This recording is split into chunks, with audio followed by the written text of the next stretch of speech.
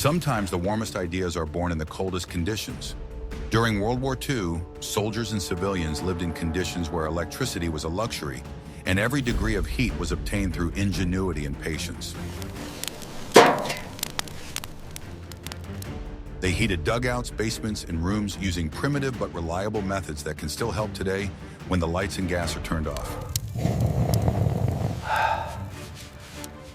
This is not romanticism, but everyday life. Wet mittens by the stovepipe, soot under your fingernails, the quiet crackling of fat in a tin can, and the smell of heated bricks. Watch the video to the end, and you will learn how 6 forgotten solutions kept people warm without electrical outlets, and how to neatly transfer them to a modern home. Are you ready for the shocking truth? What I'm about to show you is banned in 12 countries. No, but it's definitely something you've never seen in detail before. The trench candle, which the British and Americans made in dugouts, started with an empty tin can, a strip of corrugated cardboard, and melted paraffin or wax. The cardboard was rolled into a tight spiral, placed in the can, and poured with wax so that each fold was saturated and became a wick. The result was a stable brick of fire that burned for several hours with almost no smoke, providing a small flame for tea, drying gloves, and local heating. The main thing about this device was its simplicity, because the materials could be found in every ration and every kitchen in the field camp. Soldiers' ingenuity turned the idea into a practical convenience. A couple of narrow slits were made in the lid so that the flame would not smoke or rise too high, and the can was placed on a metal wire stand, creating a gap for air. A mug or pot was held over the candle, but most importantly, it was placed under the table, at the feet, so that the warm air rose and created a local pocket of heat. In British shelters during the Blitz, such heaters were hidden behind a screen or brick to scatter the light and not attract unnecessary attention. It is not a fireplace, but a calm, persistent flame that keeps the night at arm's length. The secret of the trench candle lies in controlling the draft and the distance to the objects being heated. Soldiers knew that fire has a short memory. If it overheats, the can will smoke, and if it is smothered, the wick will drown. Therefore, they made small holes at the very bottom for air intake and did not place the cup close to the flame so as not to smother the fire.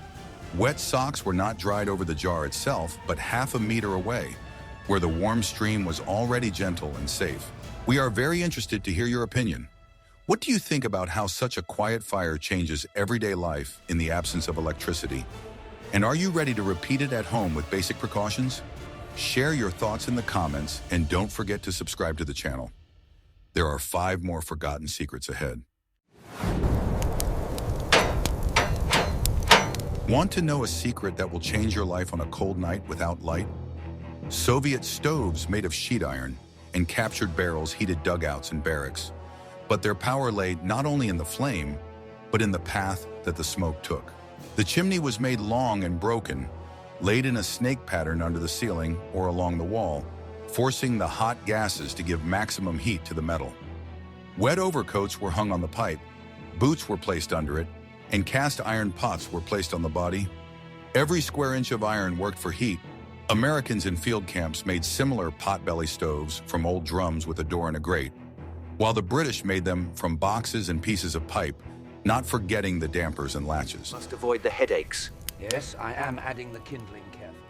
The standard here is simple: oxygen, draft, mass. In the firebox, dry wood chips and coal in the pipe, a smooth rise without soot pockets near the stove, a safe floor made of brick or sand. Soldiers knew the price of a mistake. If the pipe is short, the heat escapes. If it is too long without a slope, the draft drops and the smoke goes into your face. To keep the heat in, bricks were placed on the body. They absorbed the excess temperature and gave it off throughout the night. Here's a question for you. Which smoke path in a room will give more heat? A straight vertical one or a snake with turns? Write your options below, and in the next chapter, you'll see how to warm up your bed and the air around it without fire, literally with bricks and stones. I will reveal the most closely guarded secret of soldier's life. Stone is a battery that is charged with fire. On the Eastern Front, Red Army soldiers place flat cobblestones in the ashes of the stove, and at night they wrap them in a greatcoat and place them under their beds for soft, dry warmth. American engineers in rear hangars used brick arrays near the stoves. A small fire warmed the masonry, and it gave off heat for many hours without crackling or drafts. The British in shelters heated stone and ceramic warmers in the oven and covered their feet with them, understanding a simple thing. A heated mass is a quiet source of heat without the need for new portions of fuel. The Germans, saving coal, moved batteries made of fire clay bricks to the stoves to prolong the life of the heat. This technique is not about flame, but about heat inertia. For the stone to work, it must be heated slowly and evenly, otherwise it will crack or burn the skin. Soldiers wrapped cobblestones in burlap, checked them with their palms, holding them against their skin for no more than a second, and only then hid them in their beds or placed them at their feet. The stone removed dampness, dried the fabric, and created a stable thermal bubble around itself that did not require constant attention. There is something remarkable about this. A heated brick in the dark speaks more calmly than any words. What we found in the old archives is again surprising in its simplicity. A single thick log with a cross-shaped cut is turned into a compact stove. Finnish and German ski units used the Swedish candle when they needed to quickly set up a quiet fire with a long burn and high flames. The log was placed vertically, with air supplied from below and a flat surface for a pot on top, while the hot walls provided convection. The adaptation for the dugout was strict. At the entrance, there was an air intake slot near the floor, and at the exit, there was a stable draft in the pipe so that smoke would not remain in the room. The soldiers knew that without an organized air supply, any fire would steal oxygen and cause headaches. What one thing would you add to any stove in a room? A second window for air intake or an additional elbow in the chimney for heat? Think about the balance between draft and safety, and in the next chapter, we will go from a campfire to the palm of your hand, to the tiny burners that fed and warmed millions. Since the 1930s, German soldiers had Esbett, dry fuel in a pocket-sized tablet that fit in the palm of your hand and provided a steady flame for a mug of water or a bowl of soup.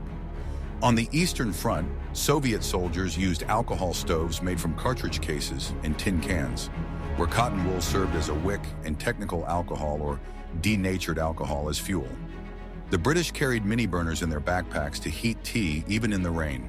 These heat sources did not heat the room like a stove, but created a sphere of warmth for the hands, for breathing, for a local corner, and this was often enough to survive a windy night. A tin reflector or brick wall reflects radiant heat back to the person and protects the flame from drafts. This is how comfort is created from the palm of your hand when a large stove is not possible, but you need to keep the cold at bay right now. Esbett dry fuel became a symbol of German field practicality. The small tile which fit in the palm of your hand burned with an even and clean flame without smoke or soot. It could even be used in a trench or in the rain, as it did not require kindling or special conditions. Soldiers could boil water in a few minutes and make a hot drink, which in the conditions of the front meant not just comfort, but a return to a human sense of warmth and order. The simplicity of the design allowed the tile to be used repeatedly. Fold it, unfold it, put a mug on it, and the heat is already working. Conditions on the Eastern Front were much harsher. Soviet soldiers often invented their own ways to get heat, using whatever was at hand: a shell casing, a tin can, some cotton wool, and technical alcohol, and an improvised spirit stove was ready. It could burn quietly and for a long time without giving away their position with smoke. For a soldier at the front, this was a lifesaver, because even a small opportunity to heat water or food gave strength and moral support. With such a source of heat, it was possible to warm your hands, breathe easier, and at least slightly ward off the cold from your face. The British also had mini burners as part of their everyday equipment. They carried them in special metal cases protected from moisture. Even in pouring rain, it was possible to put a small kettle on and boil water for tea. This ritual, a mug of hot drink in the midst of slush and wind, preserved not only physical warmth, but also a spirit of unity. The British Army considered tea to be an element of discipline, as important as uniform or weapons. A small burner became an instrument of resilience and inner calm. These small devices could not heat a dugout or tent, but they created a zone of warmth, a small oasis where a person felt they could breathe, warm up, and exist. Near such a flame, fingers stopped going numb, a sense of time was restored, and the ability to think returned. Even a simple movement, bringing your palms close to a weak fire, became an act of survival.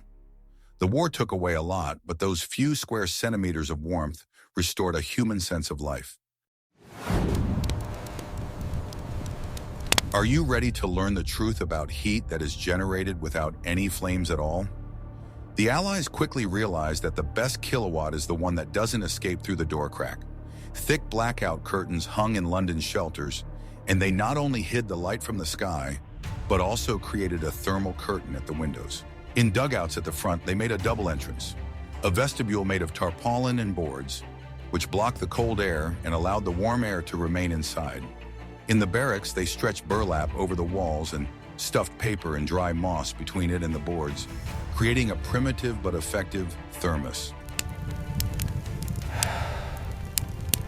Small tricks added up to a big result. Bags of dry sand or wooden shields were placed on the floor to absorb moisture from the ground and draw heat back into the room. The walls were covered with 2 layers of cheap paper, with an air gap between them, like a thin jacket for the home. A blanket was attached to the door at the top and hemmed at the sides to prevent drafts, and a foil reflector, or simply white tin, was placed by the stove to reflect radiant heat back into the room. What would you install first in a dark and cold basement? A curtain on the door or flooring on the floor? And why? In the next chapter, we will see what soldiers used for fuel when the warehouses were empty and the night was just beginning. The war taught people to find calories of heat in the most modest leftovers. The British filled trench candles with melted lard from their rations. It burned evenly and without flashes when absorbed into cardboard.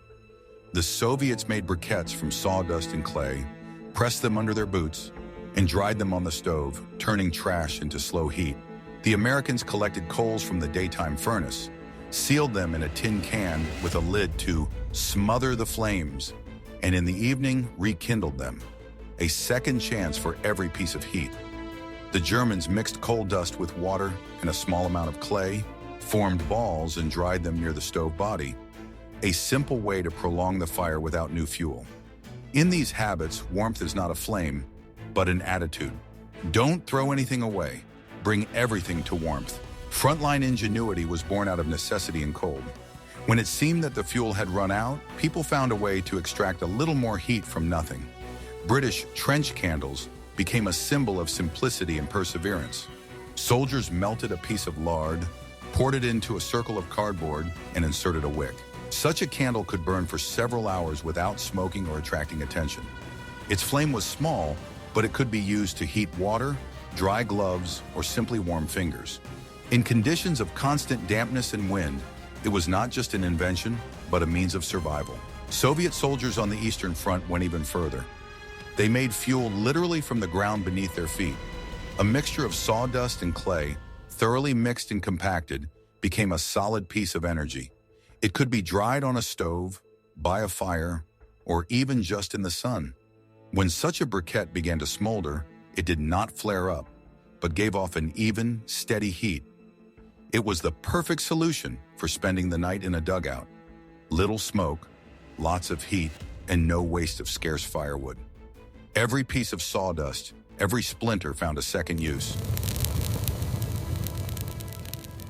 The Americans didn't waste anything either. After a day of heating, they carefully collected the remaining coals, placed them in a tin can, and closed the lid. This created an airless environment inside, where the coals smoldered without burning. In the evening, they opened the can, fanned the flames, and the heat was enough for dinner or to heat the tent. It was a simple but ingenious idea, To conserve energy instead of starting from scratch every time, a second chance for heat became a second chance for a person who did not lose faith in tomorrow. The Germans, accustomed to precision and economy, used coal waste with no less ingenuity. They collected the dust left over from the main furnace, mixed it with water and a drop of clay, and then rolled it into fist-sized balls. When dried near the furnace, they became as hard as stone. These balls burned long and evenly, without requiring new fuel to be added. This technique was especially valued on the front lines, where supplies were often delayed and every gram of coal counted. Saving here was not stinginess, but wisdom. Any fire requires air and an outlet. Soldiers sought a compromise so that the heat would remain and the smoke would escape. In dugouts, they made a low inlet, a gap in the floor or a short pipe through which cold air entered, heated up, rose, and fed the flame. The chimney was placed above the ridge, an umbrella was added to prevent backdraft, and an inspection plug was always provided for cleaning soot. In dugouts and basements, they practiced cold supply along the floor so as not to draw a draft across the face, and the hot knees of the pipe were covered with a mesh screen so that clothing would not accidentally touch the hot metal. The silence of warmth is when there is a fire and the room is clean and easy to breathe in. Soldiers quickly realized that fire does not forgive carelessness. Without air, it suffocates, and without an outlet for smoke, it turns a shelter into a trap.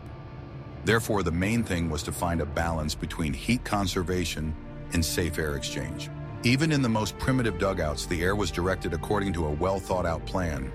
The crack in the floor seemed insignificant, but it was through it that the cold air flowed in, heated up from the stove, and created a slow, calm, upward movement. This allowed the flame to breathe and not smoke. The supply pipe was usually made from any available material, from a metal can to a clay pot. It was installed at an angle so that the air did not flow straight but swirled. This improved combustion and distributed heat evenly. Sometimes soldiers added a simple cloth or a bundle of straw at the entrance to trap dust and snow. Even such small details helped to keep the dugout clean and fresh. Where it was difficult to breathe, fatigue set in more quickly, and therefore clean air became part of discipline. Chimneys were made with no less care. They rose above the roof so that the wind would not drive the smoke back. The top of the pipe was covered with a tin cap, an umbrella that protected against rain and backdraft. Without it, the smoke could descend back into the room, and then all the work would be wasted. Every soldier knew how important it was to have an inspection hole. It was used to clean out soot and resin so that the draft remained even. Such details seem simple, but it was they that turned a random bonfire into a real field oven. In dugouts with low ceilings, a cold feed was used. Air was let in along the floor so that it rose slowly and did not burn people's faces. This made it more comfortable to stay inside, especially when the room was crowded with people. No one felt a draft, and the flame burned steadily. This technique came from the old dugouts of World War I and proved so effective that it continued to be used later in various armies. A simple pipe, a little skill, and you could breathe without coughing inside. The hot knees of the pipe were always a source of danger. One careless movement was enough to set clothing on fire. Therefore, protective screens made of metal mesh or wire were placed around them. Sometimes old pieces of boxes wrapped in foil or tin were used. This not only prevented burns, but also distributed the heat evenly, turning the heat into a soft glow that warmed rather than burned. Such screens became an essential element of any shelter where a person could spend the winter. Soldiers did not waste a single degree. Pockets for socks and mittens hung above the stove, and slats for greatcoats hung from the ceiling so that convection would work like a dryer. A shirt was placed on the pipe, a sheet of metal on spacer racks, and damp air was blown through the gap between the barrel and the casing, removing moisture without overheating the clothes. A mud threshold was set up at the entrance using boards and sacks to prevent wet snow and dirt from bringing dampness into the house. Warm air, if used properly, works twice as hard. It dries, warms, and makes the night shorter. In field conditions, every bit of heat mattered. Soldiers knew that if hot air was distributed correctly, even a weak stove could make a dugout cozy. In conditions where fuel was hard to come by, It was not the size of the flame that mattered, but the ability to direct its power where it was most needed. Heat should not be lost, it had to work. That is why, sooner or later, suspended structures made of wire, branches, or even old belts appeared above every stove. These homemade baskets served as dryers for small items such as socks, mittens, gloves, and scarves. The design was simple: two crossbars on which nets or rods were hung. Warm air rising from the stove passed through the damp fabrics and gradually drew moisture out of them.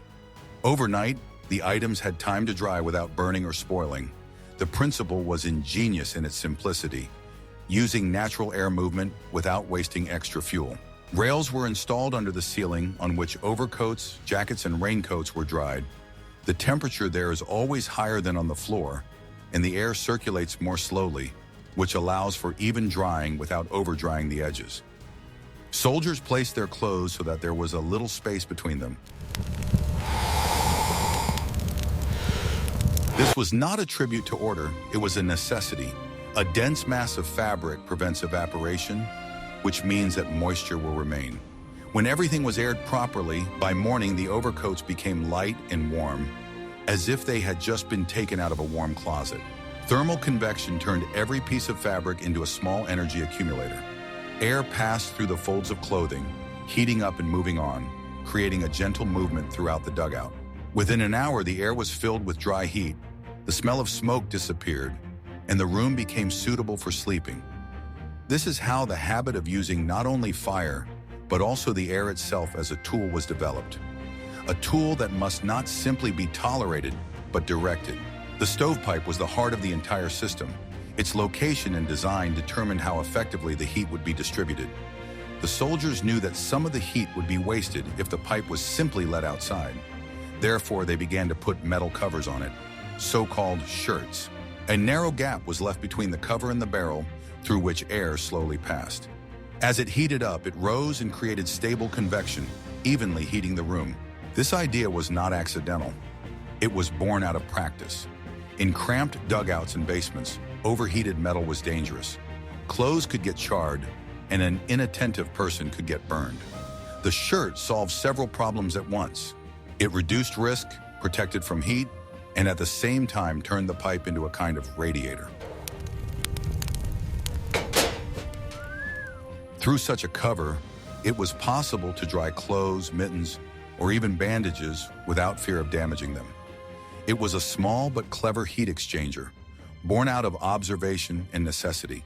Sometimes soldiers added extra details to the cover, metal strips to direct the airflow, or holes through which soft heat could escape. This increased efficiency while maintaining safety. Even without thermometers or blueprints, people intuitively understood the physics of heat. They knew where it gathered and how to direct it to where it was colder. An important element of heating was the threshold, a mud trap at the entrance. Outside, there was always snow, mud, and puddles. When a person returned to the shelter, they brought moisture on their boots, which instantly turned into steam and settled on the walls. This destroyed the dry microclimate, lowered the temperature, and caused stuffiness. Therefore, boards, burlap, or old clothes were laid at the entrance. All the moisture remained there, not reaching the hearth. Sometimes the threshold was arranged as a mini vestibule between two curtains or boards. This kept the cold air out and prevented it from rushing into the dugout every time the door was opened. This simple design saved precious degrees of heat. After all, warmth is not a luxury, it is a chance to survive until morning. And every little thing mattered. Discipline in relation to heat was not a formality, but a habit. No one argued about whether to put up dryers or close the threshold. It was all understood without words. Those who neglected such trifles quickly paid for it with colds and sleepless nights. And those who followed the rules lived warmer and more peaceful lives. This is how a true culture of warmth was born. Not in engineering drawings, but in collective memory. It taught that hot air should work twice, first to warm the body, then to dry clothes. It taught that cleanliness and dryness are more important than high temperatures. Finally, it taught that warmth is not a luxury, but the result of attention. Even in the most modest conditions, you can make the night shorter if you act wisely. Some tricks sound nice, but are not worth the effort. A flower pot heater with candles gives more of an illusion. The pot only redistributes heat, it does not multiply it. It can be useful as a warm radiator on a local table, but it cannot replace a stove. On the contrary, proven methods, a jar candle, a long chimney with a heat shield, a warm stone, curtains, and a vestibule, have stood the test of time in the front lines. The lesson is simple. Don't chase after effects, but rather collect small, reliable practices into a common system. Another lesson is that safety is more important than temperature. Organize the airflow, keep your distance, and don't dry things directly over the flame. And finally, remember the style of that era. Less noise, more resilience, a little iron, a little cardboard, and the house returns to the person. Many modern life hacks turn out to be a repetition of old mistakes. A flower pot over a candle, no matter how many videos are made about it, cannot create more heat than the flame itself. You can't cheat the laws of physics. Energy doesn't appear out of nowhere.